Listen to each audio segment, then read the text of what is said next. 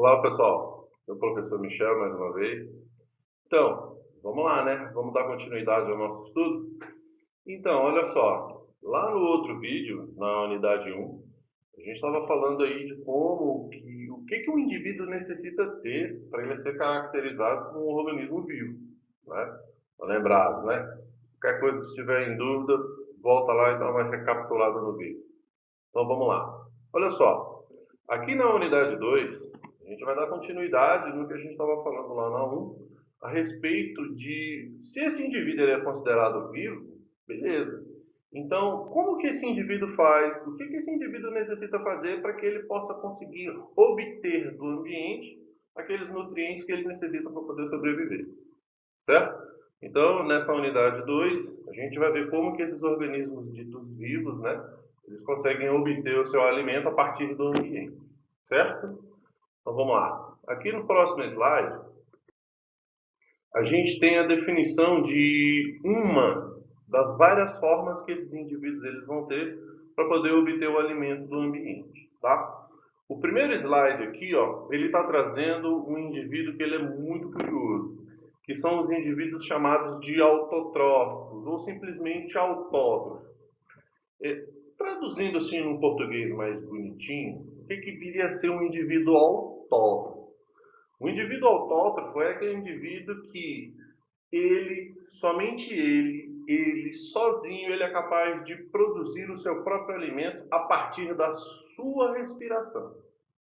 Ou seja, traduzindo num português mais bonitinho. Se liga nessa foto aí do slide, ó. Ele está trazendo aí para gente uma planta. A planta, ela realiza um processo de respiração chamado de fotossíntese. Só que aí, olha só, o processo chamado de fotossíntese, que nada mais é do que um processo de respiração, ele ajuda a planta em dois momentos. Primeiro, a respirar, certo? Ela pega o gás carbônico da atmosfera, metaboliza esse gás carbônico e converte esse gás carbônico em oxigênio. O resultado dessa conversão do gás carbônico para oxigênio produz a glicose, ou seja, a glicose é o nutriente necessário, é o nutriente vital para a planta poder se manter viva, para ela poder sobreviver. Traduzindo também em um português mais bonitinho, a glicose ela é um carboidrato, ou seja, ela é um açúcar. Então, se a glicose é um carboidrato, se a glicose é um açúcar, ou seja, as plantas, em geral, quando elas produzem ali aquele fruto bonitinho, cheiroso e gostoso, e muitas das vezes doce, eu não sei se vocês já pararam para perceber como que uma planta consegue produzir um fruto cheiroso, colorido e gostoso, né, na figura do doce. Então, esse doce do fruto da planta, ele é resultado, né, esse doce, esse açúcar, ele é resultado do processo da fotossíntese, que é um processo de respiração. Tá? Então, recapitulando, para a gente continuar, autógrafo é um indivíduo que apenas ele, através do seu processo de respiração, ele consegue produzir o seu próprio alimento. Tá? Um outro exemplo disso são os fungos.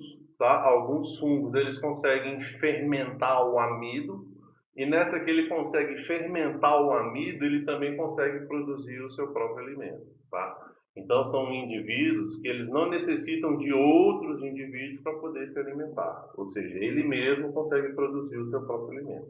Tá? Olha só a definição aí dos seres autotróficos.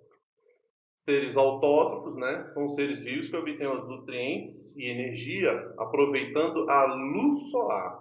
No caso aí, a gente está falando da fotossíntese. Como produzem o seu próprio alimento, não necessitam consumir outros organismos. E participam como produtores, principalmente a base, né, da cadeia alimentar. Gente, se a planta é um indivíduo que, ao respirar, ela consegue produzir o seu próprio alimento, então ela é a base, ela é o alicerce de toda e qualquer cadeia alimentar. Automaticamente vão aparecer aí os indivíduos ditos herbívoros, né? E aí automaticamente esse herbívoro vai comer essa planta e retirar dessa planta os nutrientes para poder produzir a carne dele, para que essa carne consiga ser consumida por um carnívoro lá na frente, tá? A gente vai ver isso daí nos próximos slides. Aí, olha só, são organismos geralmente verdes, né, porque eles apresentam um pigmento chamado de clorofila. Esse pigmento clorofila,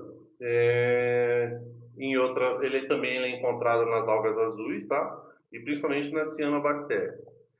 Contém também outros pigmentos que as torna azuladas. Exemplos de seres vivos autotróficos, no caso aí nós temos as plantas, as algas e algumas das cianobactérias que a gente consegue encontrar aí no ambiente aquático. Certo? Próximo slide. Aí, gente, olha só, vamos ver aqui como é que funciona o esquema da fotossíntese, tá?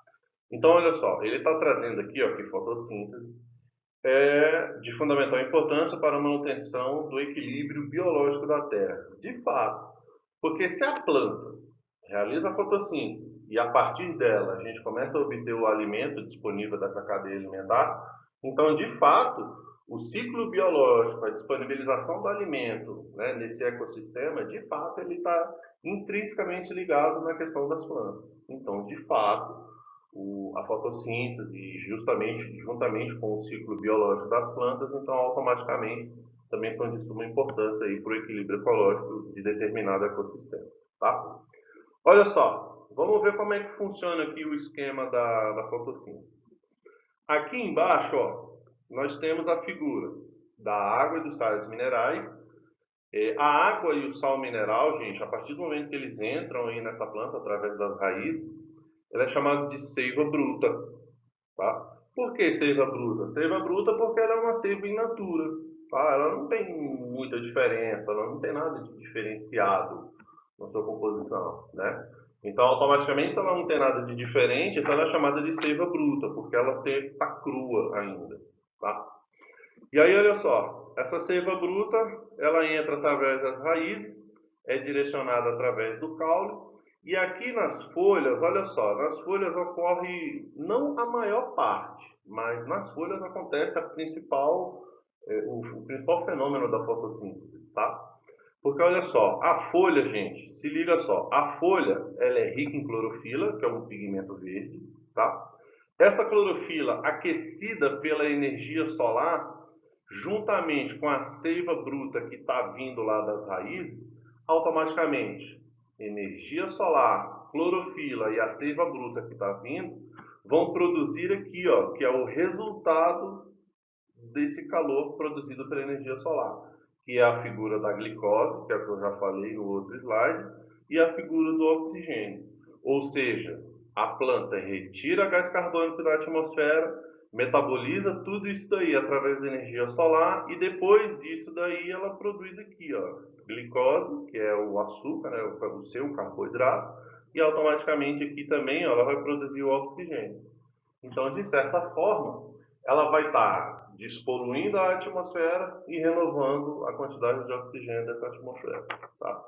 Assim, se a gente for analisar na ponta do lápis, né, os organismos fotossintetizantes eles são bastante importantes para o planeta.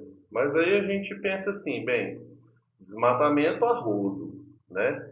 E querendo ou não, a poluição das águas também está atrapalhando muito. E uma curiosidade para vocês, gente, olha só. Em algumas literaturas antigas, tá? Tudo bem que né, o tempo passa e o conhecimento evolui. Em algumas literaturas antigas, era dito de que as florestas elas eram o pulmão do mundo, né? Porque imaginava-se que existia muita quantidade de árvore, né? Então as árvores realizando fotossíntese, as árvores elas eram o pulmão do mundo. E de fato, gente, as árvores elas não são o pulmão do planeta não, tá? Que vocês bem devem saber, o nosso planeta Terra ele é chamado de planeta azul. Chamado de planeta azul porque ele apresenta uma grande quantidade de água, seja salgada, seja doce. Então, seja água salgada ou doce, nas águas nós temos organismos fotossintetizantes chamados de algas. Então, assim, se o nosso planeta é chamado de planeta azul por ele ter uma quantidade exorbitante de água, então subentende-se que se eu tenho uma quantidade exorbitante de água, eu tenho uma quantidade exorbitante de algas. Então, de fato, o pulmão do mundo ele vem das águas, né? Ou seja, na figura das algas. E, em segundo lugar, dando apoio às algas, nós temos a questão das plantas, tá? Das árvores, dos vegetais e tudo mais. Belezinha? Próximo slide. Aqui, ó, nós temos um segundo tipo de indivíduo, tá? Que são os organismos chamados de heterotróficos ou heterótrofos, tá? Dependendo da literatura que a gente trabalha. E o que que acontece? Olha só, essa definição aqui ela é muito bacana, ó. Seres heterotróficos são seres vivos que obtêm o seu nutriente, a sua energia, consumindo outros seres vivos.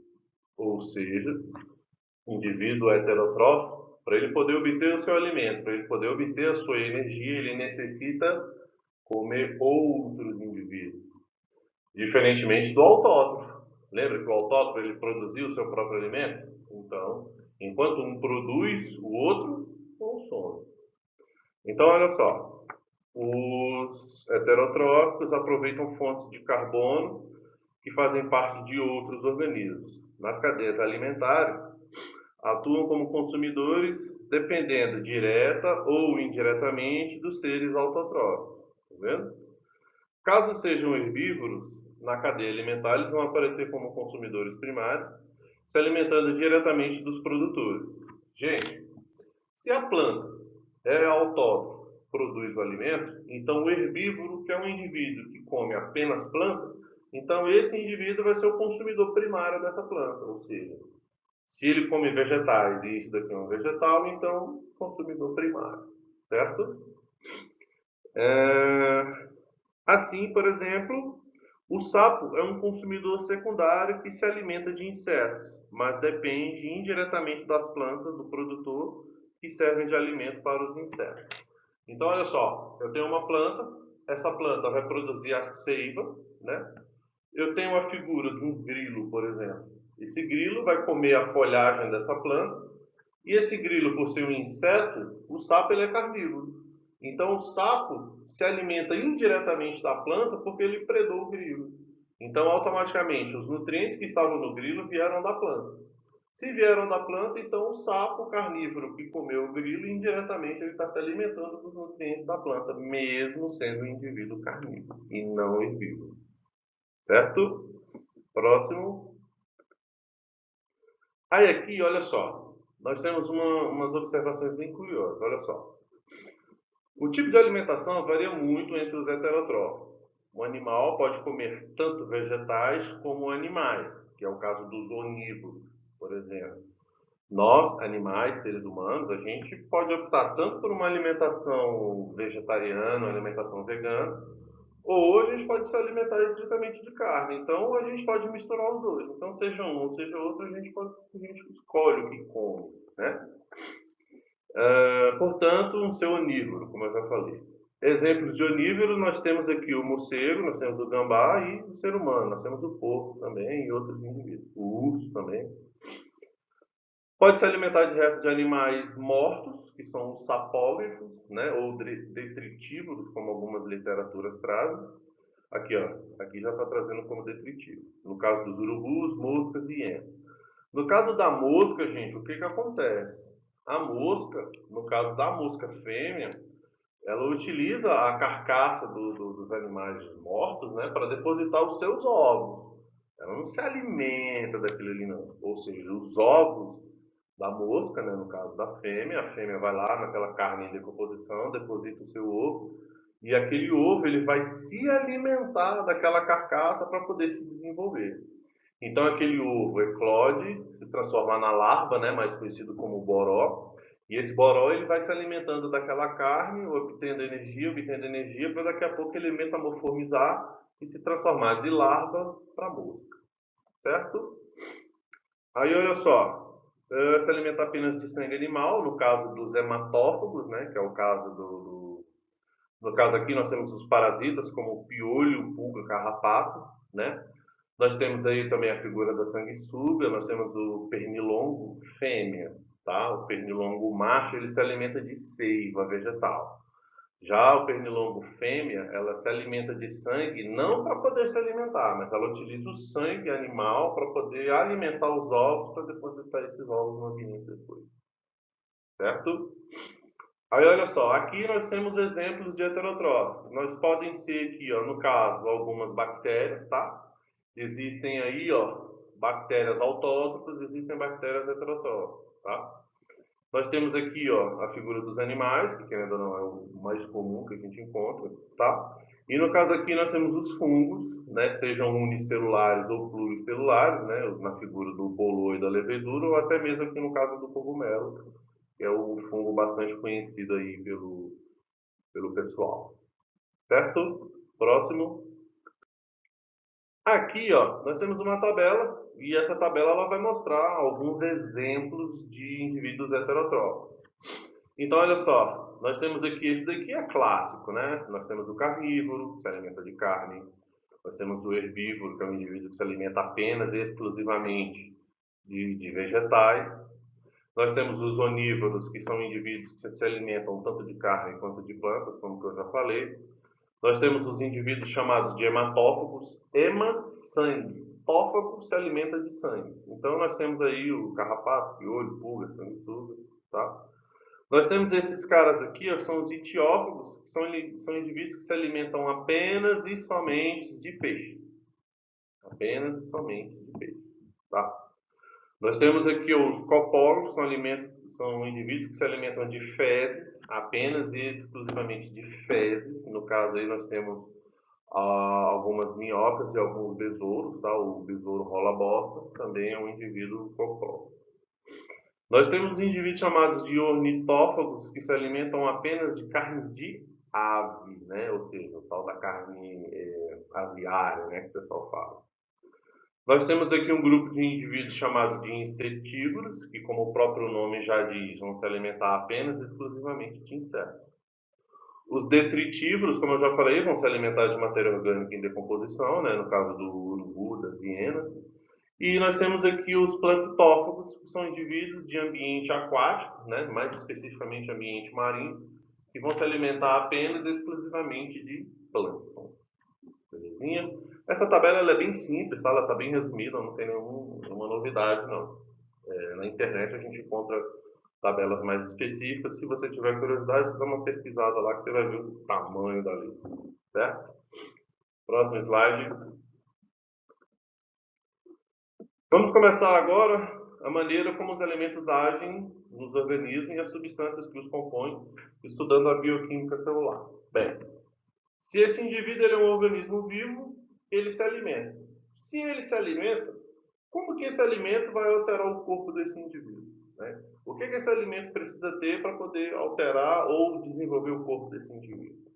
Bem, tudo isso daí a gente passa a entender estudando a bioquímica celular, né? Traduzindo assim no português mais bonitinho, bioquímica celular é o ritmo, é o funcionamento desse metabolismo celular a partir do alimento que esse indivíduo ingere, tá? Então, olha só, a bioquímica celular, no caso aqui, ó, a gente vai falar sobre água e sais minerais. A matéria viva se caracteriza pelo equilíbrio harmonioso de incontáveis bilhões de íons, né, cargas atômicas e de moléculas que constituem o seu equipamento bioquímico. A análise química das células de qualquer ser vivo revela a presença constante de certas substâncias que, nos diversos organismos, desempenham um fundamental e, ao mesmo tempo, um papel biológico. Os componentes químicos das células podem ser divididos em dois grandes grupos.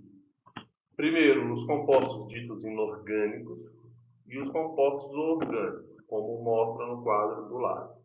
Mas olha só, gente, antes da gente ir para o próximo slide, deixa eu já dar uma pincelada para vocês. Composto inorgânico são aqueles que são produzidos pela própria natureza. Ou seja, exemplo, rocha, sais minerais, os gases, tá? Os cristais. Então, são elementos produzidos pela própria natureza, certo? Já os compostos orgânicos são compostos que eles só existem dentro de organismos vivos. Lembra lá dos fatores bióticos e dos fatores abióticos? Então, Os compostos inorgânicos são derivados da própria natureza, ou seja, eles simplesmente existem na natureza não vivo. Já os fatores, os componentes orgânicos, eles só existem dentro de organismos vivos. Viu?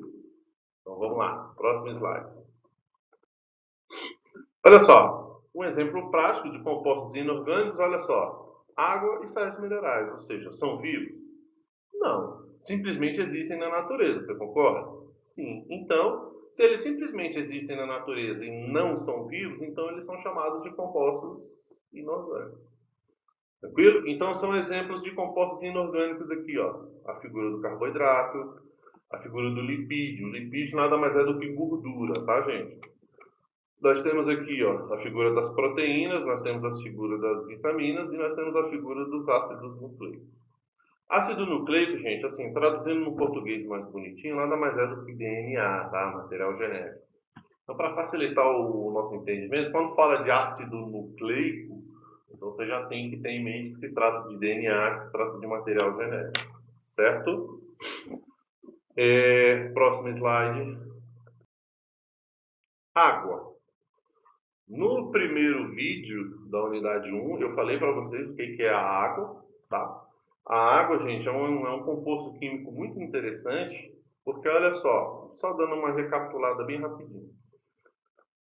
O hidrogênio, que é um gás fundamental aí na composição da água, isolado, o hidrogênio ele é combustível de foguete, ele é altamente inflamável. O hidrogênio é combustível das estrelas, tá? Ou seja, o nosso Sol, esse brilho solar aí fora, ele é resultado nada mais, nada menos do que da queima do hidrogênio. Ou seja, o hidrogênio ele é altamente explosivo, né? No entanto, que a maior bomba, a arma mais letal que o ser humano já inventou, no caso, né, da América do Norte, Estados Unidos, foi a bomba H. Bomba H, hidrogênio, tá? Já o oxigênio, então, ele também é um gás inflamável, tá? Isolado no ambiente, ele é um gás inflamável. E na figura do fogo, ou seja, o fogo só existe na queima do oxigênio. Então, o hidrogênio é inflamável, o oxigênio é inflamável. Então, são dois gases inflamáveis, isolados, mas que quando eles interagem juntos, formam a água, um elemento químico diferente, fonte da vida, essencial para todo e qualquer organismo vivo. E como a gente consegue perceber na foto desse carinha aqui, ó, 70% do corpo de um ser humano nada mais é formado do que água, certo? Então, olha só, a água é um importante veículo de transporte de substâncias dentro do nosso corpo, né? A gente necessita beber água não só para hidratar e lubrificar, mas também para fazer o transporte de nutrientes do nosso corpo, tá? Permitindo o contínuo intercâmbio de moléculas entre os líquidos extracelulares e intracelulares, ou seja, o que está do lado de fora só entra na célula através da água. Tá? Então a água faz essa comunicação extracelular para intracelular. Vejam um resumo das principais funções da água nos seres vivos. Então, olha só, é um solvente de líquidos corpóreos, né, na figura da urina, do suor, da saliva, tá? Meio de transporte de moléculas no nosso sangue, ou seja, o nosso sangue ele só tem esse aspecto fluido, tá, através da presença da água. Então, se a gente não ingerisse água, então o nosso sangue ele seria mais denso, seria mais grosso, e automaticamente atrapalharia no transporte de nutrientes do nosso corpo. Tá? Então, nós temos aqui, ó, a água também ajuda na regulação térmica, né, na figura do suor. Ação de lubrificar, ação lubrificante, tá? O nosso músculo ele só consegue ter essa distensão e essa contração através da presença da água nesse corpo. Atua na reação de hidrólise. Essa hidrólise aqui, gente, é um nome novo, tá? Deixa eu traduzir para vocês. Hidro, água. Lise, quebra. Ou seja, hidrólise nada mais é do que uma quebra de uma molécula a partir da ingestão da água. Um exemplo prático disso é a ureia produzida pelo nosso corpo, tá? Ou seja, a ureia ela é um ácido extremamente forte, é um ácido extremamente resistente, tá? Você já deve ter ouvido falar aí de ácido úrico, né? Então a ureia ela só tem essa sua acidez diminuída devido à nossa ingestão de água. Então, a água que a gente ingere faz a hidrólise da ureia, tornando a ureia menos ácida. E automaticamente a gente consegue armazenar e expelir isso aí na figura da bexiga e na figura do xixi, tá? E, no entanto, que se você não ingere uma grande quantidade de água, automaticamente essa ureia vai se concentrar na bexiga, você vai sentir dor na bexiga, e quando você fizer o xixi, essa urina rica em ureia, ela vai estar bastante ácida, e quando ela passar ali na uretra, ela vai sair queimando aquela uretra e pode causar até o que a gente chama de infecção urinária, tá? Matéria-prima para a realização da fotossíntese. Lá no outro slide, a gente falou da seiva bruta, né? Que é água e sais minerais. Tranquilo? Próximo. Aqui, nós vamos falar dos sais minerais, tá? E vamos ver o que seria, né, esses sais minerais. Então, olha só. Sais minerais têm funções variadas nos seres vivos, podem atuar nos componentes da estrutura esquelética dos organismos, né, dos endoesqueleto e dos exoesqueletos, né, os indivíduos que têm o esqueleto do lado de dentro do corpo e os indivíduos que têm o exoesqueleto, né, que é o esqueleto fora do corpo. Como ativadores de enzima, participam da composição de certas moléculas orgânicas e na manutenção do equilíbrio osmótico, entre outras funções.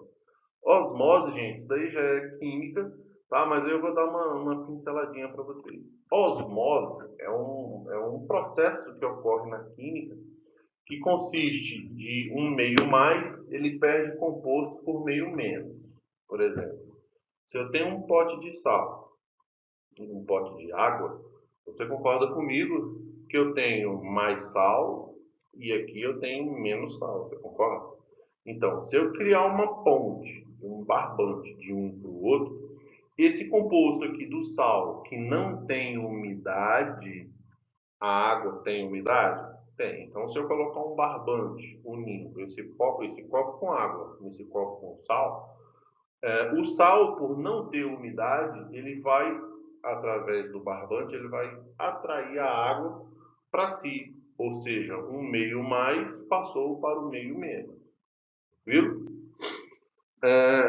Nós temos aqui os fosfatos de cálcio, por exemplo, contribuem para a rigidez dos ossos, né? De fato, o nosso osso é resistente devido ao sais de cálcio. E os sais de ferro participam da constituição da hemoglobina. A hemoglobina é o pigmento do nosso sangue, tá? Que dá o aspecto vermelho. Pigmento respiratório das hemácias e dos glóbulos vermelhos encontrados no sangue. Tá? Então, assim, sais minerais são extremamente importantes para fazer parte da composição óssea, composição sanguínea, composição do meu corpo, composição das gorduras, tá? Composição do meu DNA, do material genético. Então, assim, ambos são de extrema importância. Tá? Próximo. Aqui, nós vamos falar dos carboidratos. Carboidrato, gente, nada mais é do que açúcar. Tranquilo? Fonte de energia de acesso rápido. Ou seja, atletas de alto rendimento, né, atletas de competição, até mesmo atletas amadores de fim de semana, eles necessitam fazer a ingestão de grande quantidade de carboidrato, porque se esse carboidrato ele é uma fonte de energia de acesso rápido, então durante essa prática dessa atividade física, esse indivíduo ele vai necessitar de muita quantidade de carboidrato. Então, mais carboidrato, mais energia, mais potência na atividade física desse indivíduo. Tá? Então, olha só, nós temos aqui a figura dos carboidratos. Os carboidratos podem ser divididos em 3 grandes grupos. Nós temos os carboidratos de menor quantidade de açúcar, que são os monossacarídeos. Nós temos o grupo dos carboidratos, que tem uma quantidade mediana de açúcar, que são os oligosacarídeos. E nós temos o grupo dos sacarídeos, que tem uma grande quantidade de açúcar, que são os polissacarídeos. Professor, você está querendo me dizer que eu tenho 3 fontes diferentes de açúcar? Sim. Cada uma delas vai oferecer uma quantidade específica de açúcar. Professor, então quer dizer que se eu fizer uma alimentação rica em monossacarídeo, eu não posso ter diabetes? Não, eu não falei isso. Diabetes, eu consumo nós temos 2 casos, né? Seja congênito ou adquirido. Adquirido é o consumo excessivo. Mas se você come várias vezes monossacarídeo, esse monossacarídeo vai se acumular e você desenvolve diabetes. Então, assim, não é o de pequena, média ou grande quantidade, e sim da queima desse açúcar no nosso corpo, tá? Vamos conhecer a função dos carboidratos no nosso organismo. Bem, aqui ó, nós temos um menu, né, das fontes que nós temos aí de carboidrato na nossa alimentação e na nossa dieta, tá?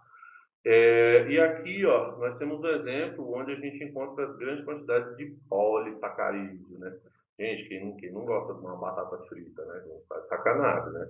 Um pãozinho de sal quentinho, poxa, mas convenhamos. Então, não é o fato de comer, é o fato de comer em excesso. Gente, o que a gente mais vê aí em questão de nutricionista, de dieta, gente, nada mais é do que comer de tudo, só que pequena quantidade, né, gente? Agora você quer comer de tudo, como se fosse o último dia, né? Então aí, convenhamos, né? Próximo slide. Aqui, ó, nós temos, né, uma função desses carboidratos no nosso corpo. Primeiro, fonte de energia corporal, né? Como eu já disse lá no outro slide. Cada 1 grama de carboidrato fornece aproximadamente 4 quilocalorias, independente da fonte, seja mono, di ou polissacarídeo. Então, olha só, esse alimento, ele entra no nosso corpo, se transforma em nutriente. Seja na figura do carboidrato, o carboidrato ele tem função energética, como eu já falei no outro slide. Nós temos aqui ó, a função do lipídio, que também tem função energética. Pessoal, mas o senhor falou que o carboidrato é uma energia de acesso rápido. Sim. E o lipídio é uma fonte de energia de acesso rápido? Não. O lipídio, gente, é justamente o oposto. É uma fonte de energia, e muitas das vezes até melhor do que o carboidrato. Só que acontece é que o lipídio ele é uma fonte de energia de acesso lento, ou seja, ela é a longo prazo. O carboidrato ele é de imediato, ele é ó, para agora. Já o lipídio não, o lipídio ele é a longo prazo. E se ele é a longo prazo, ele tende a se acumular. E se ele se acumula, gordura acumulada, sobrepeso, tá? Mas também, independente de acumular e dar sobrepeso, ela tem a sua função energética, tá? Então, olha só, carboidrato, função energética, encontrado nas frutas, doces, massas, pães, sucos, lá, lá, lá, lá, lá, lá. Função energética, no caso dos lipídios, a gente encontra em frituras, no bacon, na maionese, na gema do ovo, amendoim, castanha, óleos e os azeites. Lá na frente, gente, a gente vai ver a diferença entre gordura animal e vegetal, tá? São nos próximos slides. No caso da proteína aqui, ó, ela tem função construtora, ou seja, ela vai ajudar a desenvolver o meu corpo. Então, se ela vai ajudar a desenvolver o meu corpo, então quanto mais proteína eu ingerir, melhor vai ser o desenvolvimento corporal do meu, né, ou do indivíduo. É muito comum a gente ver ali, ó, vovô, vovó, até mesmo o papai e a mamãe, na hora que vai dar aquela comida para a criança, normalmente fala assim, vai meu filho, come a carninha, come a carninha. Ou seja, para o pai e para o avô, aquela criança comer a carninha, o avô, o adulto, sabe a importância dessa ingestão da carne. Para a criança é aquele momento lúdico, é aquele momento engraçado, a carninha, né, a cocó. Então, assim, para a criança não tem muito esse entendimento, mas já para o adulto que sabe que a proteína, seja de origem animal, seja de origem vegetal, ela vai ajudar a desenvolver o corpo daquela criança, então quanto mais proteína aquela criança ingerir, melhor e mais forte vai ser o desenvolvimento corporal daquele indivíduo. Tá? O ácido nucleico, né, material genético, também ajuda na formação do material genético desse indivíduo, ou seja, o que o indivíduo come altera o corpo desse indivíduo.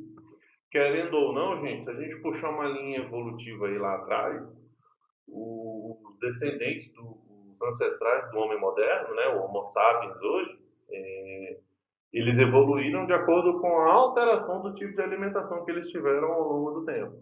Então, indivíduos que tiveram alimentação herbívora, a partir do momento que eles começaram a ingerir proteína, que tem uma quantidade maior de aminoácidos, então essa quantidade de proteína em excesso alterou o corpo desse indivíduo. E se alterou o corpo, e se alterou o DNA desse indivíduo evoluiu. Então, nós estamos aí simplesmente pelo fato do indivíduo ter mudado o seu hábito alimentar. Tá? Nós temos aqui também a figura dos sais minerais, que é o que a gente já falou, né? Ajuda a regular o nosso corpo e ajuda na composição do nosso corpo. E na questão das vitaminas, que a gente pode ter também na função reguladora, que a gente encontra aqui ó, no leite, nos derivados do leite, e nos vegetais, nos peixes e nos ovos. Tranquilo? Aqui, ó, vocês já vão sair daqui quase nutricionistas. Tá? Próximo slide. Olha só, ainda do carboidrato, tá? Eles regulam o metabolismo proteico no meu corpo, poupando o gasto de proteína. Ou seja, quanto mais sais minerais, menos proteína eu vou queimar no meu corpo, mais proteína eu vou estar armazenando, tá? E o número 3 aqui, ó, a quantidade de carboidratos da dieta determina como as gorduras serão utilizadas para suprir a fonte de energia imediata. Se não houver glicose disponível para a utilização das células, seja em jejum ou seja em dietas restritivas, os lipídios serão oxidados, serão metabolizados, tá? Formando a quantidade excessiva de cetonas, né, de energia, que poderão causar aí a acidose metabólica, ou seja, vai produzir o que a gente chama de ácido graxo. Com certeza vocês já ouviram falar em ácido graxo, não já? Ácido graxo é o resultado da digestão do lipídio. E esse ácido graxo em excesso, essa célula começa a armazenar esse ácido graxo. Se essa célula armazena esse ácido graxo, essa célula incha. Se essa célula incha, ela atrapalha o seu metabolismo celular. Uma célula inchada com o metabolismo atrapalhado, ela morre. Se a célula morre, o tecido morre. Se o tecido morre, o órgão morre. Se o órgão morre, o sistema para. Se o sistema para, o indivíduo morre. Certo? Tudo por causa da alimentação do indivíduo, hein? Próximo. Aqui, ó, número 4. Necessários para o funcionamento normal do sistema nervoso central, né, cérebro e medula. O cérebro não armazena glicose e, dessa maneira, necessita de um suprimento de glicose sanguínea, ou seja, um fluxo constante de sangue e uma alimentação balanceada na quantidade de carboidrato. A ausência dessa glicose ela pode causar danos irreversíveis ao cérebro, como a falência cerebral, tá? Ou a morte do neurônio. E se eu tenho uma morte do neurônio e falência cerebral, gente, morte, não tem o que falar. Tudo isso por causa do tipo de alimentação que eu estou ingerindo. Seja em excesso de nutrientes, seja na falta de nutrientes. Número 5. A celulose, especificamente dos vegetais, e outros carboidratos indigeríveis auxiliam na eliminação do bolo fecal. Ou seja, quanto mais celulose eu ingerir, na figura das fibras, né, ajuda a lubrificar o trato intestinal e ajuda o indivíduo a fazer as suas necessidades. Tá? Estimulam os movimentos peristálticos. O movimento peristáltico, gente, ele guia, ele dá o ritmo do funcionamento do sistema digestório. Tá? Vocês já devem ter escutado a barriga roncar, aquele boó. Já? O que é isso? Esse boó nada mais é do que a peristalse, né? A peristalse ou o peristaltismo é um movimento que rege, que empurra. A partir do momento que você mastiga e que você engole, você inicia a peristalse. E a peristalse ela vai empurrando esse alimento para o estômago, do estômago para o jejum, do jejum para o intestino delgado, intestino grosso, no reto, e quando esse reto enche, né, então você vai lá e põe para fora. No 6 aqui, ó, apresenta a função estrutural das membranas plasmáticas das células, ou seja, o carboidrato ele é composição obrigatória da membrana plasmática na estrutura celular, ou seja, ela ajuda a fortalecer e ela ajuda a proteger a membrana plasmática dessas células, certo? Próximo slide. Lipídio, olha só que curioso, gente, como eu já disse lá no outro slide, lipídio nada mais é do que gordura, tá? Nós temos aí duas fontes de gordura, seja de origem animal, seja de origem vegetal. Gordura de origem animal, gente, ela é sólida, ou seja, Se eu faço a ingestão de grande quantidade de gordura animal, essa gordura animal ela tende a se acumular no meu corpo. E se ela acumula no meu corpo, ela dá sobrepeso. E se ela dá sobrepeso, ela dá obesidade. Já na gordura de origem vegetal, que querendo ou não, são as gorduras mais indicadas, são as gorduras mais aceitas, então elas são muito indicadas aí no que a gente chama da dieta saudável, né? Nós temos a figura dos azeites, nós temos a figura do óleo de coco, do óleo de girassol. Então, assim, são gorduras que são gorduras ruins e que são gorduras boas ou gorduras menos prejudiciais, tá? Olha só, gente, vamos ver aqui, ó. As duas substâncias mais conhecidas dessa categoria orgânica são as gorduras e os óleos. Se por um lado esses dois tipos de lipídio preocupam muitas pessoas por estarem associadas a altos índices de colesterol no sangue, por outro, eles exercem importante função no metabolismo e são fundamentais para a sobrevivência da maioria dos seres vivos. Gente, eu já vou dar uma pausa aqui, ó, seres vivos. Eu vou chamar a atenção de vocês para colesterol. Gente, colesterol não é nada de ruim não, tá? Colesterol é um hormônio. Só que esse hormônio, colesterol, ele é produzido a partir do tipo de gordura que eu ingiro. Ou seja, se eu faço a ingestão de uma gordura de origem animal, que é uma gordura pesada, que é uma gordura ruim, o meu colesterol ele tende a ser de baixa qualidade. Agora, se eu tenho a ingestão de uma gordura vegetal, que é uma gordura mais balanceada, que é uma gordura mais equilibrada, automaticamente o meu colesterol ele tende a ser mais saudável. Então, quando a gente fala, meu colesterol está alto, aí a pessoa já está comendo muita gordura. Não. Ou seja, se o seu colesterol está alto, é devido à ingestão de uma gordura de má qualidade. Então, você tem que ter isso em mente. Gordura animal, gordura vegetal. Certo? Aí, vamos lá. Um dos papéis dos lipídios é o de funcionar como eficiente de reserva energética. Ao serem oxidados, né, metabolizados pelas células, eles geram praticamente o dobro da quantidade de calorias liberadas na oxidação. Como é que é? O outro papel. Gente, me perdi. Geram praticamente o dobro da quantidade de calorias liberadas na oxidação de igual quantidade de carboidrato. Lembra que eu falei lá no outro slide? Ele falava assim, ó. Eu disse assim, que o carboidrato é uma fonte de energia de acesso rápido. E o lipídio é uma energia de acesso a longo prazo.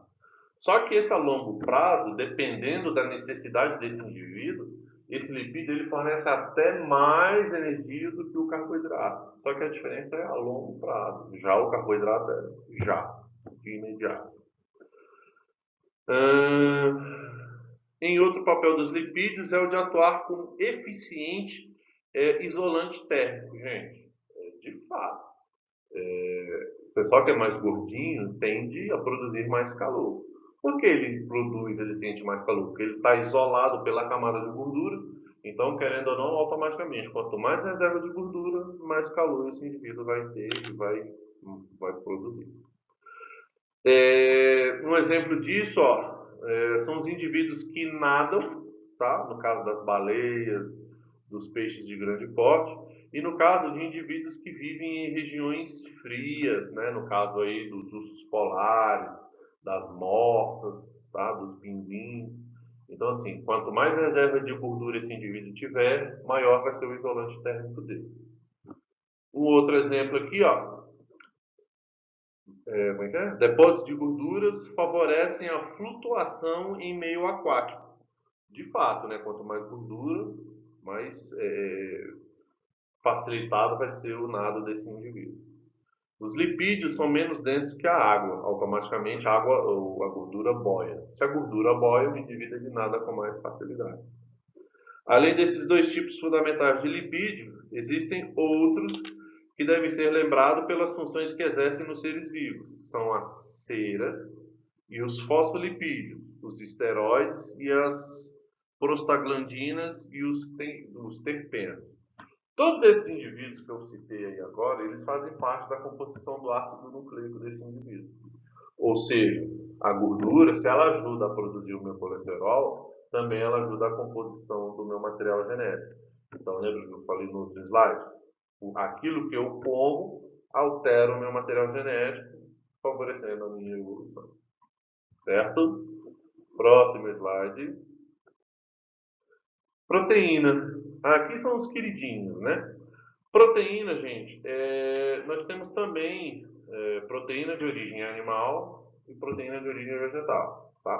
Mas é claro e é óbvio que a proteína de origem animal, ela oferece uma maior quantidade de aminoácidos, diferentemente da quantidade de aminoácidos encontrados na proteína vegetal. Professor, mas a proteína vegetal ela não oferece aminoácidos? Não, não falei isso. Eu falei que a proteína vegetal ela oferece uma quantidade menor de aminoácidos, mas oferece. Em contrapartida, a proteína, seja ela de origem animal, na carne vermelha ou na carne branca, elas oferecem uma quantidade maior de aminoácidos, certo? Então, olha só, proteína são compostos orgânicos relacionados ao metabolismo da construção, ou seja, do desenvolvimento corporal desse indivíduo. Aqui, ó, durante a fase de crescimento e desenvolvimento do indivíduo, há um aumento extraordinário do número de suas células que passam a exercer funções especializadas, gerando tecidos e órgãos. Ou seja, gente, durante a gestação lá da mamãe, né? Essa mamãe ela precisa ter uma dieta balanceada, uma dieta rica em carboidrato e lipídio, justamente para que essa mãe rica em nutrientes ela consiga transportar esses nutrientes para o bebê e automaticamente esse bebê ele vai conseguir absorver esses nutrientes e vai ter um desenvolvimento melhor e mais satisfatório, tá? Aí aqui embaixo, ó, nós temos as proteínas de origem vegetal, a fotinha está pequenininha aqui. Nós temos aqui a figura do leite, na figura do peixe, né, carne branca, dos queijos e da carne vermelha aqui embaixo. Certinho? Próximo. As vitaminas, que querendo ou não, gente, também são substâncias de extrema importância para o desenvolvimento do nosso corpo, né, para a comunicação celular, aí no caso do corpo do indivíduo. Então, olha só, as vitaminas são substâncias que o organismo não tem condições de produzir, ou seja, por isso eles precisam fazer parte da dieta alimentar, ou seja, vitaminas. Para que o meu corpo consiga ter vitaminas, eu preciso comer. Se eu não comer essas vitaminas, o meu corpo não tem vitamina. Automaticamente o meu corpo ele vai sofrer com a falta dessa vitamina. Tá? Suas principais fontes são as frutas, verduras e legumes, mas elas também são encontradas na carne. Por que encontradas na carne? Esse herbívoro, fonte dessa carne, não comeu a planta? Então, as vitaminas presentes na planta que esse herbívoro comeu, indiretamente elas também fazem parte da composição da carne desse herbívoro. Tá? Encontrado no leite, encontrado nos ovos e principalmente encontrado nos cereais. Tá? As vitaminas desempenham diversas funções no desenvolvimento e no metabolismo orgânico, ou seja, no entanto, não são usadas nem como energia, nem como material de reposição celular. Ou seja, as vitaminas que a gente ingere, elas só funcionam agora, elas só funcionam durante o desenvolvimento, a alimentação desse indivíduo. Certo? Próximo. Aqui ainda a questão das vitaminas, tá? Aí aqui embaixo a gente tem. Funcionam como aditivos, ou seja, elas potencializam, elas somam no processo do metabolismo celular. Aí ele fala assim, ó, são indispensáveis ao mecanismo de produção de energia e outros, mas em quantidades pequenas. Na falta delas, porém, pode causar várias doenças, como o raquitismo, né, que é o enfraquecimento dos ossos por falta de vitamina D. Aí você fala assim, professor, mas a vitamina D ela não é produzida a partir do sol, né? A pessoa tem que ficar no sol. Gente, a vitamina D metabolizada pelo calor do sol, ela só vai se transformar em vitamina D aquecida pelo sol porque você comeu. Se você não come, o que adianta você ficar no sol? Não adianta nada. Ou seja, você comeu essa vitamina. Só que essa vitamina, ela só vai se manifestar quando o seu corpo aquecer. E qual é a fonte natural de calor que a gente tem? Sol. Nós temos o escorbuto, que querendo ou não também é uma doença que, por sinal, tem até tempo que eu não ouço falar dela, mas ela já existiu em grande quantidade, tá? Que é a falta de vitamina C, que matou tripulações inteiras de 2 séculos atrás, quando os marinheiros enfrentavam viagens longas comendo apenas, pães e conservas. Aí tá de sacanagem, né, gente? O camarada sai para viajar e não leva comida suficiente, então... Querendo ou não, a gente aprende com os erros, né? Então, ficou a lição aí. A ciência conhece aproximadamente uma dúzia de vitaminas, sendo que as principais são designadas por letras. Essas vitaminas podem ser encontradas em muitos alimentos, especialmente os de origem vegetal. Vamos ver o próximo slide. Ácidos nucleicos, né, como eu falei, material genético, DNA. Olha só, os ácidos nucleicos são moléculas gigantes, né, chamadas de macromoléculas, formadas por unidades monoméricas. Monoméricas é uma, tá, gente? Uma molécula só. Então, o ácido nucleico ele só é grande porque ele é formado por estruturas pequenas. Então, quanto mais estruturas pequenas, maior o tamanho desse ácido nucleico, tá? Chamados de nucleotídeos. Cada nucleotídeo, por sua vez, é formado por 3 partes. Ou seja, um açúcar formando um grupo de pentose, que no caso aqui são os monossacarídeos. Se a gente está falando de açúcar, carboidrato, ou seja, o carboidrato que eu ingiro passa a fazer parte do meu material genético. Lembra? O que eu como altera o meu corpo. Um radical fosfato, né, que é um sal, derivado da molécula do ácido ortosfórico. Lembrando também que aquilo que eu como altera o meu material genético. Uma base de nitrogênio, querendo ou não, é um gás, né? Ou seja, aquilo que a gente respira também. Gente, se eu estou comendo, se eu estou respirando, eu estou pegando alguma coisa do ambiente e colocando dentro do meu corpo. Então, aquilo que está no ambiente passa a fazer parte do meu corpo e, querendo ou não, me altera lá na frente. Tá? Aí coloca assim, sabia-se que a presença sabia-se de sua presença nas células, mas a descoberta de sua função como substância controladora de atividade celular foi um dos passos mais importantes da história da biologia. Ou seja, a gente sabe que a gente aprende com o passar do tempo. Então, com o passar do tempo, a gente foi absorvendo, a gente foi aprendendo que o indivíduo é formado por células. Essas células são formadas por organelas, são formadas por moléculas, são formadas por elementos químicos. E que esses elementos químicos eles têm várias ligações químicas para formar suas atividades. Então, assim, com o passar do tempo, a gente aprendeu, a gente viu como o negócio funciona. Tá? E o que a gente sabe hoje, daqui 10, 15, 20, 30 anos, a gente pode aprender muito mais, né? Até porque o tempo não para. Certo? Próximo.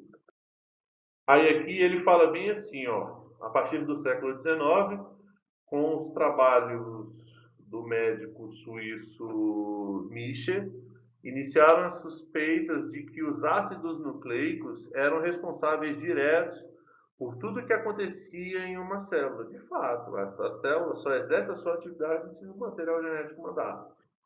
Em 1953, o bioquímico norte-americano James Watson e o biologista molecular o Francis Crick propuseram um modelo que procurava esclarecer a estrutura e os princípios do fundamento dessa substância. O volume de conhecimento acumulado a partir de então caracteriza o mais extraordinário conhecimento biológico que culminou nos dias de hoje, com a criação da disciplina lindíssima. É uma das áreas mais tops da biologia, gente, que é a engenharia genética. Ou seja, hoje, 2020, século 21, a partir da engenharia genética, a gente consegue criar o que a gente quiser. Certo? Engenharia genética, gente, é um sonho que se realiza. Tá? Qualquer dúvida que você tiver sobre engenharia genética, dá uma pesquisadinha lá no Google, tá? Vocês vão ver, show de bola. A área da biologia que lida diretamente com os ácidos nucleicos e o seu papel biológico no desenvolvimento evolutivo desse indivíduo. Ó, show! Vale a pena uma pesquisa rapidinho, tá? Engenharia genética, biotecnologia, projeto genoma, tá? É uma pesquisa bacana para você fazer. Vamos lá, exercício, próximo slide. Gente, olha só, chegamos aqui no final da unidade, tá? Nesse exercício, eu vou pedir para vocês fazerem o mesmo que vocês fizeram lá no outro, tá? Eu vou pedir para vocês pausarem o vídeo e eu quero que vocês tentem responder, tá? Não vale fraudar. Tentem responder, gente, porque querendo ou não, é o aprendizado de vocês que está em jogo, tá? Então, pausa o vídeo aí e tenta responder. Bem, imagino que você tenha pausado e que você tenha conseguido responder. Então, vamos lá. Olha só, gente. Aqui no número 1, ele fala assim, ó. Quais são os 4 compostos orgânicos fundamentais encontrados nos seres vivos? Bem, isso aí está lá no segundo slide. Quando ele falou assim, ó, carboidrato, lipídio, proteína e ácido nucleico. Beleza? Aqui no 2, ó, ele fala assim, ó, assinale a afirmação que não faz parte da teoria celular. Aí ele fala assim, ó, os seres vivos são formados por células. Sim, de fato, é verdadeiro. Os fenômenos fundamentais da vida ocorrem em nível celular, de fato, que a gente chama de metabolismo celular. Aí ele fala assim, ó, toda célula resulta da divisão ou fusão de células pré-existentes. De fato, isso daí também ocorre, tá? Ah, sei. No caso da D, olha só, em todos os seres vivos, as células realizam o mesmo tipo de ciclo celular?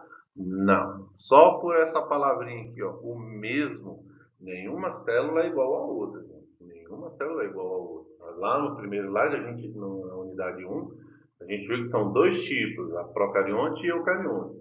Se são 2 tipos, então não é o mesmo. Então, a alternativa certa que está errada aqui, ó, é a letra D, certo?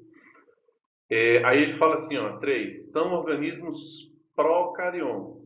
Aí vem assim, ó, vírus e bactérias. A bactéria mas o vírus não. Vírus e cianofícias. As cianofícias mas o vírus não.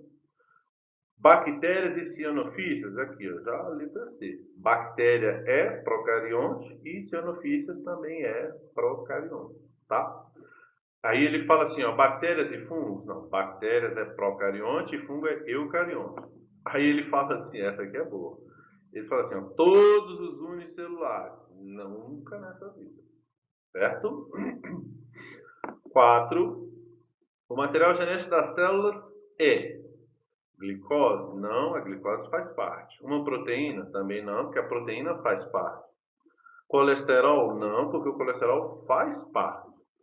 É um ácido desoxirribonucleico? Sim, letra D. Porque olha só, desoxi é glicose, ribonucleico envolve colesterol e proteína. Então é a letra D. A letra D ela envolve glicose, proteína e colesterol. Certo? É um aminoácido? Não, porque o aminoácido também faz parte. Ele não é só isso. Tá? Então a resposta certa aqui ó, é a letra D. E para finalizar, ele fala assim, ó, na composição química de uma célula existem compostos orgânicos e inorgânicos. Quais são esses compostos? Então, gente, composto orgânico são aqueles produzidos por organismo vivo, tá? E os inorgânicos são aqueles disponíveis no ambiente, que é o que eu já falei lá no começo da videoaula. Belezinha, gente? Então, olha só, a gente finalizou aqui a unidade 2. Espero que vocês tenham gostado, espero que vocês tenham aprendido alguma coisa diferente. Qualquer coisa, recapitula a videoaula. Beleza, gente? Obrigado. Tchau.